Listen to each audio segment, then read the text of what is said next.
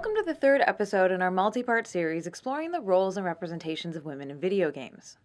This project examines the tropes, plot devices, and patterns most commonly associated with women in gaming from a systemic, big-picture perspective. Over the course of this series, I will be offering critical analysis of many popular games and characters. But please keep in mind that it's both possible, and even necessary, to simultaneously enjoy a piece of media while also being critical of its more pernicious aspects. In our previous two episodes on this topic, we've discussed how the damsel in distress trope has been, and continues to be, one of the most pervasive representations of women in gaming, showing up in hundreds of titles from old-school classics to more modern-day blockbusters. But what about the reverse? Are there games starring heroic women who must go on a quest to save a dude in distress? Well, yes, they do exist. However, since female protagonists starring in their own games are already few and far between, adventures in which women work to save men in peril are extremely rare. Back in our first episode, I mentioned that Princess Peach is the star of exactly one platformer. That game is called Super Princess Peach, and it was released in 2006 for the Nintendo DS handheld system. Once upon a time, princesses were called to rescue two captured plumbers. They trained intensely to master the skills necessary for survival. If you can stand up to really mean people, maybe you have what it takes to be a princess. The premise is a simple inversion of the standard franchise formula, with Bowser abducting Mario and Luigi, while Peach is tasked with their rescue this time. So finally, after being kidnapped in 13 separate Super Mario games, Peach gets to be the hero for once.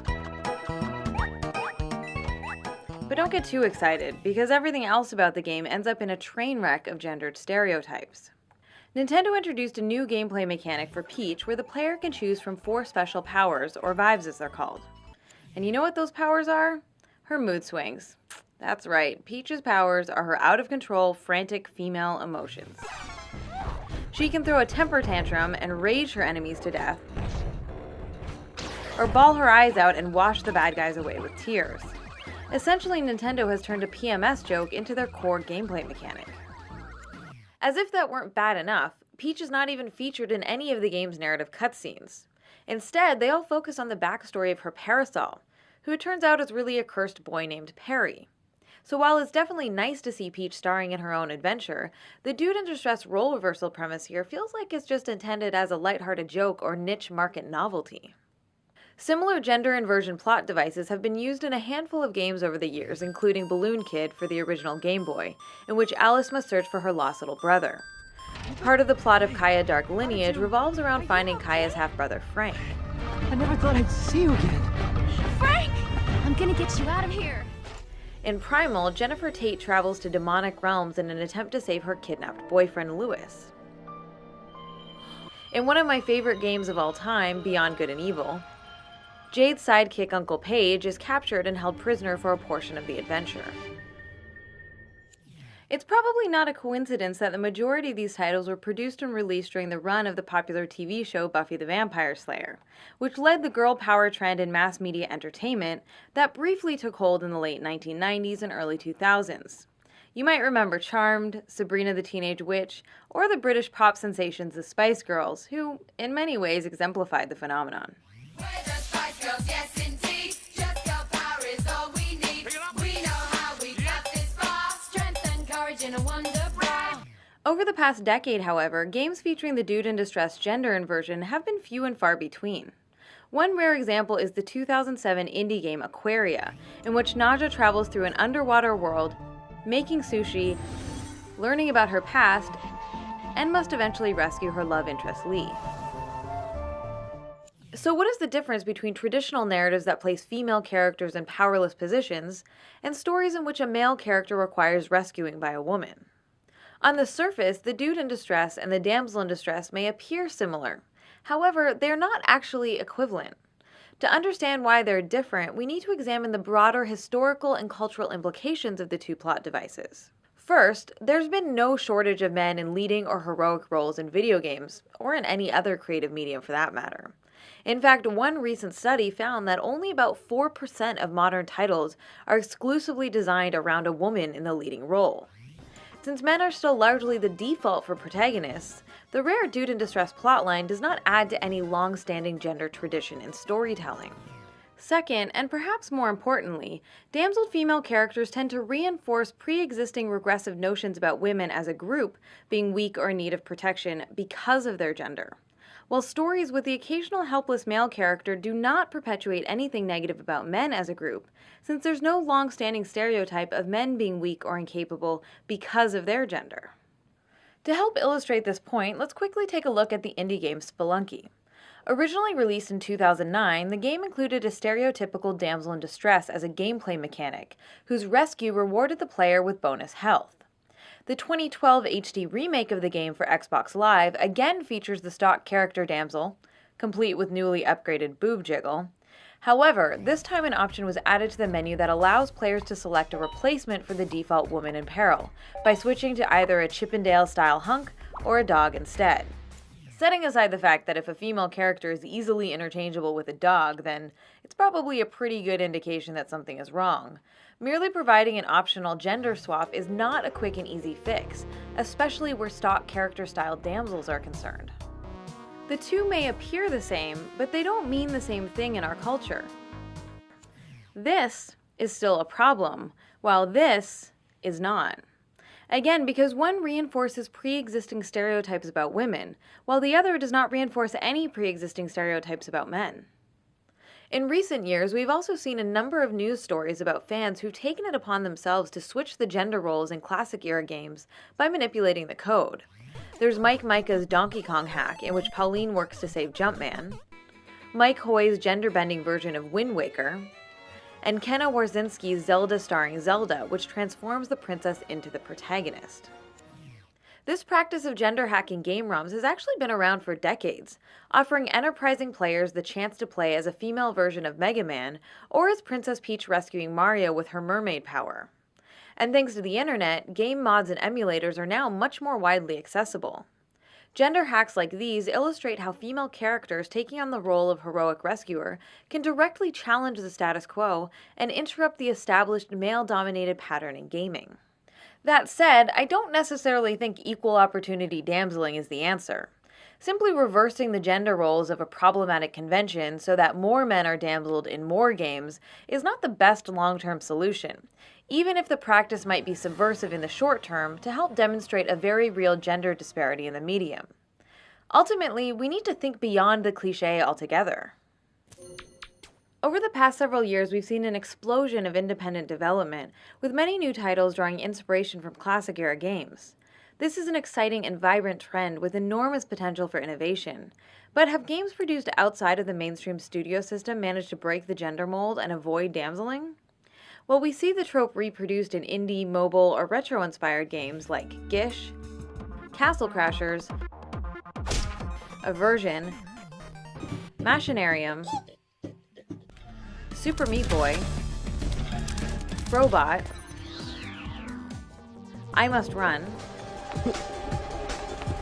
Flying Hamster, Rochard, John! Skylar, you okay?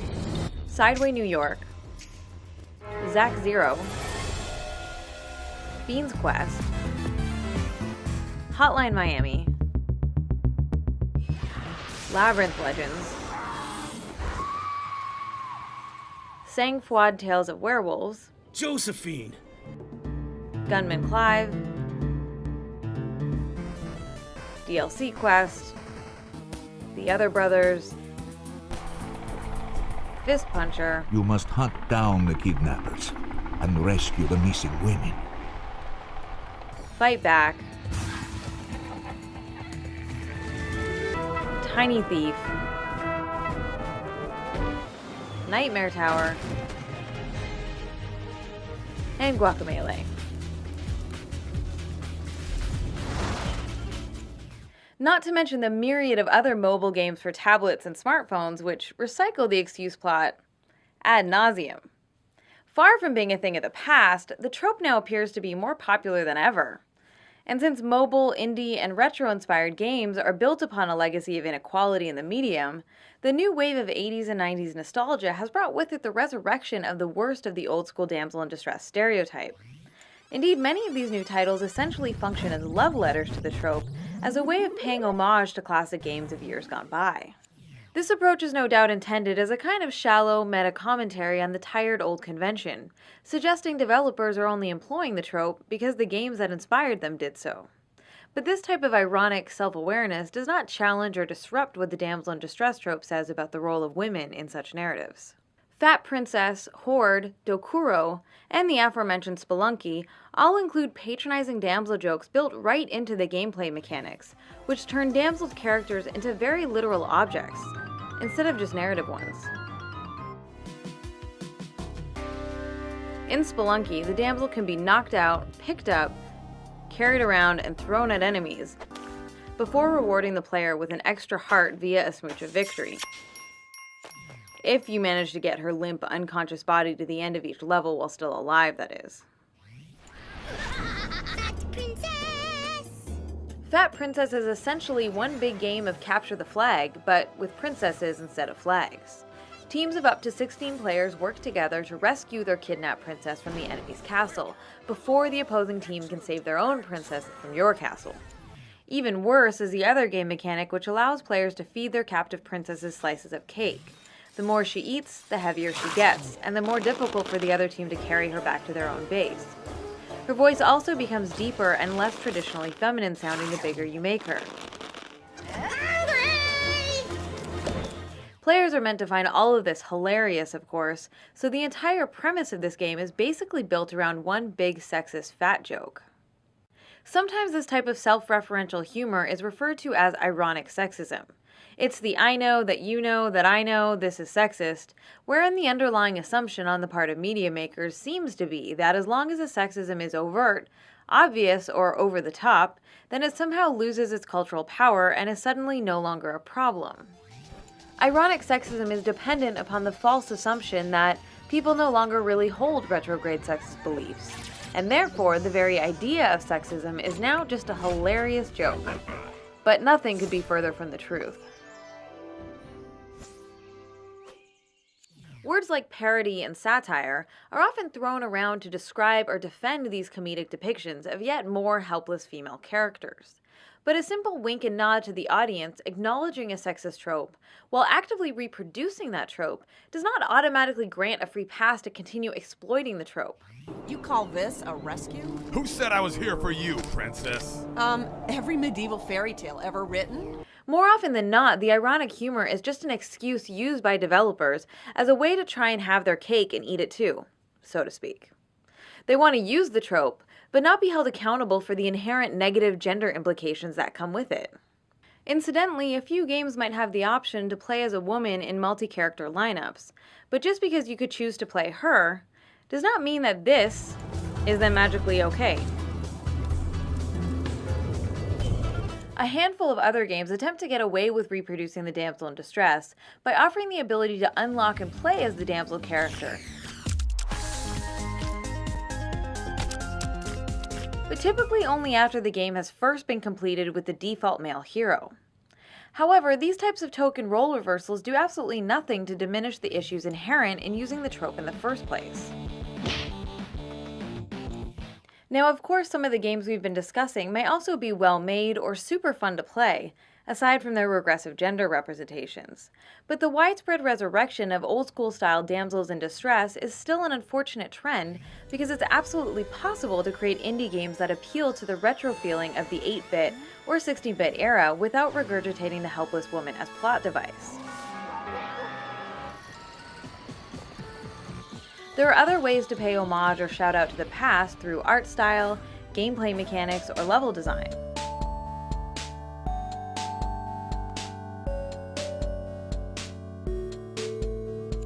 Games like Sword and Sorcery, Where's My Heart, and Fez are all beautiful and creative retro-style games that appeal to a sense of nostalgia without replicating or falling back on the damsel in distress. Of course, games attempting to make light of the damsel in distress are not limited to recent indie games, but are part of a long tradition in the medium that continues today with popular mainstream titles like Rayman Origins and Ghost Trick Phantom Detective for the Nintendo DS. Since comedy in and of itself is often confused for subversion or deconstruction in our current media culture, let's take a moment to unpack the various ways humor has been employed in relation to the trope. In the 1994 platformer Earthworm Jim, the woman in peril waiting at the end of the game is officially called Princess What's-Her-Name, a reference meant to humorously acknowledge the fact that many Damsel characters in classic-era titles were so unimportant that they either remained unnamed or were otherwise entirely unmemorable. So, the developers of Earthworm Jim noticed that sexist trend, thought it was hilarious, and proceeded to make another game in which a woman is completely unimportant. To add insult to injury, when Jim finally reaches Princess What's-Her-Name and is preparing to collect his reward, she is randomly killed by a falling cow. The bad ending of the indie game Aversion features a similar joke. When the hero finally reaches the princess, she turns into a monster and eats you alive.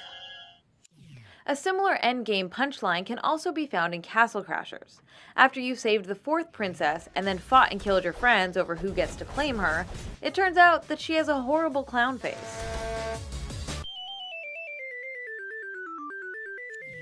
In each case, the joke derives from the fact that after completing the long and perilous journey to save his woman, our hero is hilariously cheated out of his rightful reward. In other words, the comedy comes at the damsel's expense. These titles may be attempting to make fun of gaming conventions like the heroic rescue or the smooch of victory, but they don't fundamentally change, challenge, or subvert the damsel in distress trope itself. The damseled women remain as disempowered as ever. Help me! Now, some will no doubt contend that jokes have no cultural power or significance and should just not be taken seriously. This is nothing new. Making light of and dismissing gender issues is a sad, time-honored tradition. But I would argue that this reaction fundamentally misunderstands how humor functions as one of the primary means by which the culture of sexism is maintained and perpetuated. Mass media entertainment doesn't just reflect our culture, it also works to create it. Sexist jokes in particular serve as a form of cultural permission, which help entrench toxic pre-existing attitudes and opinions. Of course, humor can also be a powerful tool with which to challenge or break down harmful gender myths, but that is much harder to pull off and must be done with careful intentionality. There is a clear difference between sexist parody and parody of sexism. Sexist parody encourages the players to mock and trivialize gender issues, while parody of sexism disrupts the status quo and undermines regressive gender conventions. I've come to stop you from marrying Governor Marley. So, for instance, when wannabe pirate Guybrush Threepwood finally reaches the kidnapped Elaine Marley in the 1990 adventure game The Secret of Monkey Island, she already has a plan to escape and he ruins it with his attempt to rescue her. Oh, Guybrush, you mad fool! I'm impressed you came to rescue me, but it really wasn't necessary. I had everything well in hand. The joke ends up being directed at the protagonist, rather than making fun of the damseled woman. There's been much discussion over the ultimate meaning of the 2008 indie hit Braid, but it's notable as an example of a more dramatic game that plays with the trope. Although the narrative is somewhat abstract, it eventually becomes clear that the damsel has actually been trying to get away from the protagonist the whole time. Both of these games offer some interesting commentary on the heroic rescue formula. Monkey Island asks, what if the damsel is perfectly capable of orchestrating her own escape, and attempts to rescue her just make things worse? Braid asks, in part, what if by trying to save the damsel, it actually makes you the villain? While these types of games are a refreshing departure from the standard formula, and something I generally like to see more of, the focus is still squarely on the male characters, and so, at their core, these games are really deconstructing the player's assumptions about the traditional hero archetype. A true subversion of the trope would need to star the damsel as the main playable character. It would have to be her story. Sadly, there are very few games that really explore this idea, so as a way to illustrate how a deconstruction could work, let's try a thought experiment to see if we can create a hypothetical game concept of our own.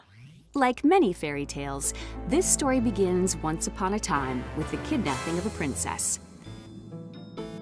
She dutifully waits for a handsome hero to arrive and rescue her. Eventually, however, she grows tired of the damseling and decides it's high time she saves herself.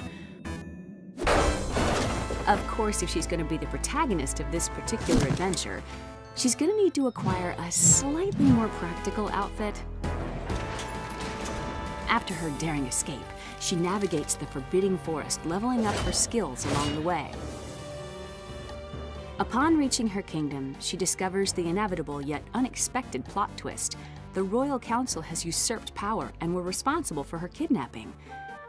Branded a traitor and outlaw in her own land, she unlocks new disguises and stealth abilities to infiltrate the city walls. She makes her way through the final castle to confront the villainous council and abolish the monarchy forever. A story idea like this one would work to actively subvert traditional narrative expectations. The princess is placed in a perilous situation, but instead of being made into the goal for a male protagonist, she uses her intelligence, creativity, wit, and strength to engineer her own escape, and then become the star of her own adventure. Now, I'm certainly not arguing that all stories must include completely fearless, hyper-individualistic, heroic women who pull themselves up by their bootstraps and never need anything from anyone. Of course, there is absolutely nothing wrong with offering or occasionally needing assistance. Jade! Hang on, Jade! I'm coming! Free yourself, Jade! I'll create a diversion! The human impulse to help others in need is certainly not a negative thing. It only becomes a problem when acts of altruism are repeatedly presented in heavily gendered ways that are bound up in harmful myths about women as perpetual victims and men as paternalistic saviors. In fact, cooperation and mutual aid are concepts that hold an enormous amount of gaming potential. True co-op games, MMOs, and some RPGs offer gameplay possibilities that, if done right, can facilitate a mutual aid-style adventure involving people of all genders cooperating. Whereas My Heart and Thomas Was Alone both employ innovative examples of mutual aid by having a single player control multiple characters working together towards a common goal.